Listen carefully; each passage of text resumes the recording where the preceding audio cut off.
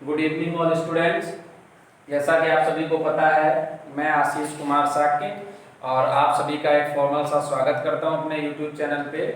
तो आज के इस वीडियो में हम प्रेजेंट परफेक्ट टेंस को स्टडी करेंगे। जैसे कि हमने अभी पीछे दो वीडियो अपलोड किए थे, एक था प्रेजेंट इंडेफिनिट टेंस का और प्रेजेंट कंटिन्यूअस टेंस का।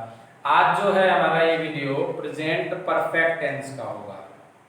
तो मैं आशा करता हूं कि सभी बच्चों के पास एक कॉपी होगी और पेन होगा और उस पर नोट करते रहिएगा। तो समझते हैं प्रेजेंट परफेक्ट टेंस को। सबसे पहले हम देखते हैं कि इसकी पहचान क्या है। तो ये पहचान की बात की जाए तो इसके जिन वाक्यों के अंत में क्या आता है, चुका है, चुके हैं, चुके हो, इसके अलावा या है, ये है या ये हैं आदि शब्द आते हैं। प्रेजेंट परफेक्ट टेंस में क्या होगा, प्रेजेंट परफेक्ट टेंस में जो वाक्य होंगे उनके अंत में चुका है, चुके हैं या है, ये हैं, ये वाक्य जो शब्द आते हैं तो वो क्या होता है, प्रेजेंट परफेक्ट टेंस में होता है। हम समझते हैं इसका अफर्मेटिव में स्ट्रक्चर क्या होता है और कैसे हम ट्रांसलेट करते हैं।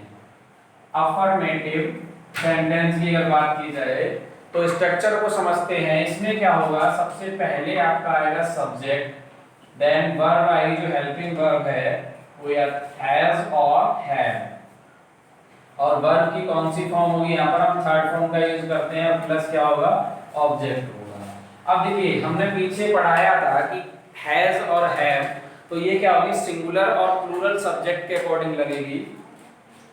तो समझ लेते हैं। इसके अलावा यहाँ पे कुछ रूल्स हैं वो मैं यहीं पे बता देता हूँ, साइड में नोट कर लेना।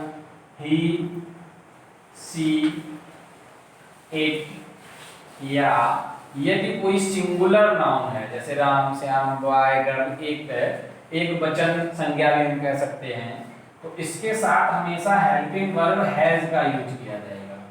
और आई, वी, दे, यू या कोई भी प्लूरल नाउन है तो उसके साथ भी क्या हो जाएगा, आपका हैव का यूज किया जाएगा। ठीक है। आई देखिए यहाँ पे सिंगुलर है बट आई के साथ कभी हैज का यूज नहीं होता, आई के साथ सदैव हैव का यूज होगा, ध्यान रखना इस चीज को, ये एक्सेप्शन वाली केस है। ठीक है। तो इन सभी के साथ हम क्या करेंगे, हैव का यूज करते हैं। तो सब्जेक्ट के साथ क्या होगा, हैज और हैव, और फिर वर्ब की third form, then object. Example समझते हैं। एग्जांपल है, सपोज मान लीजिए कि मैं खाना खा चुका हूं, मैं खाना खा चुका हूं, राइट। इसको बनाने के लिए सबसे पहले क्या आएगा, मैं की इंग्लिश बनाएंगे तो आई। अब आई के साथ हेल्पिंग वर्ब कौन सी आएगी, हैव।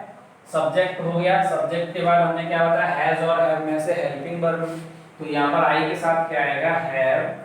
अब खाने की क्या होती है, ईट। अब ईट की हमें क्या करनी है, थर्ड फॉर्म लगानी है, तो ईट, एट, ईटन। तो यहाँ पर क्या आएगी, ईटन,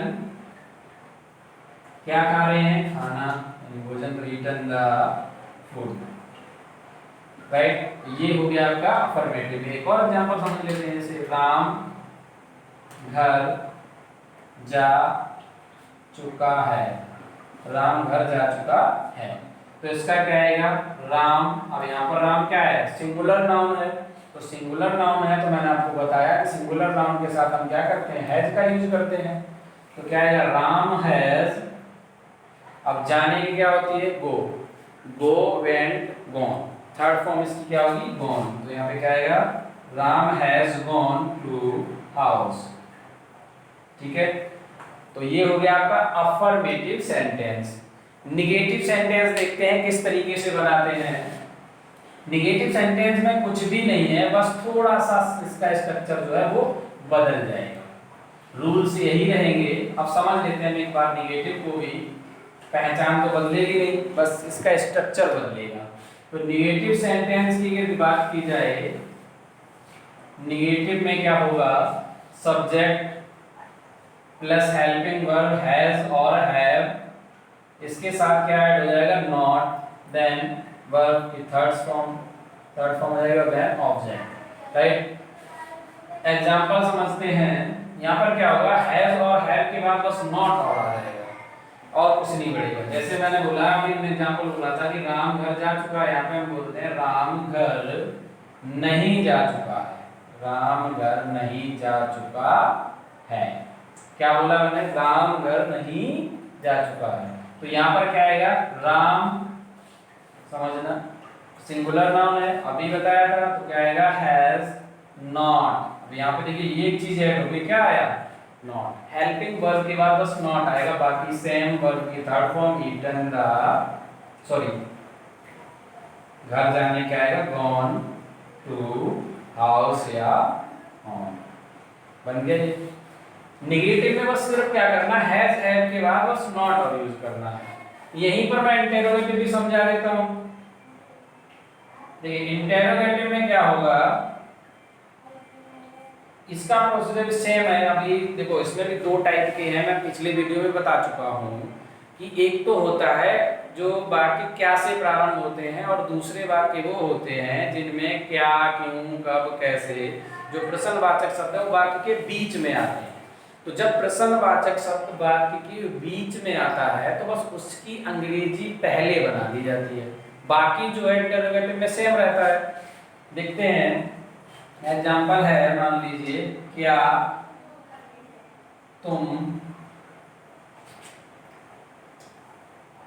घर जा चुके हो, क्या तुम घर जा चुके हो। अब यहाँ पर तुम की इंग्लिश क्या है, यू। अब यू के साथ हमने बताया क्या आएगी, हेल्पिंग वर्ब हैव। तो बस शर्त ये है कि इंटेरोगेटिव में है तो कंडीशन क्या है कि पहले हम हेल्पिंग वर्ब को लगाएंगे ना कि यू को। देना क्या आएगा हैव, यू और बाकी स्ट्रक्चर सेम, वर्ब की थर्ड फॉर्म फिर ऑब्जेक्ट। तो घर जाना है यानी क्या है, जाने की गॉन टू हाउस, और लास्ट में क्या आ जाएगा क्वेश्चन मार्क, कंपलसरी है याद रखना इस चीज को। तो क्या आएगा have you gone to house. अब यदि ऐसे होता तुम घर कब जा चुके हो, तुम घर कब जा चुके हो, तो यहाँ पर बस इतना आ जाता, कब की अंग्रेजी हम पहले लगा देते when। ठीक है, तो बस इतना करना है कि जब प्रश्नवाचक शब्द में, सॉरी प्रश्नवाचक शब्द वाक्य के बीच में आए तो उसकी अंग्रेजी क्या करना है, पहले बनानी है, बाकी सब सेम रहेगा। तो ये था आपका present perfect tense. I hope आपको ये प्रेजेंट परफेक्ट टेंस समझ आया होगा, किस तरीके से ट्रांसलेट करते हैं। और आगे के वीडियो में ध्यान रखना, हम एक एक टेंस को कवर नहीं करेंगे, हम क्या करेंगे पूरे के पूरे ये वाला प्रेजेंट परफेक्ट कंटीन्यूअस टेंस और कंप्लीट करा दूं। उसके बाद पास्ट टेंस का जब स्टार्ट करूंगा तो उसमें चारों प्रकार उसके कवर करूंगा, पास्ट इंडेफिनिट भी, पास्ट कंटीन्यूअस भी, पास्ट परफेक्ट और पास्ट परफेक्ट कंटीन्यूअस, ऐसे फ्यूचर। यानी 2 वीडियो में हम टेंस ये कंप्लीट करा देंगे। उसके बाद हम उसको कंडीशनल सेंटेंस हैं, अदर टाइप के जो सेंटेंस हैं वो भी पढ़ेंगे। तब हम स्टार्ट करेंगे ट्रांसलेशन, यानी किस तरीके से कोई स्टोरी दी है हिंदी में उसको कैसे ट्रांसलेट करते हैं हिंदी टू इंग्लिश, और इंग्लिश टू हिंदी भी ट्रांसलेशन को हम पढ़ेंगे। Thank you for watching this video.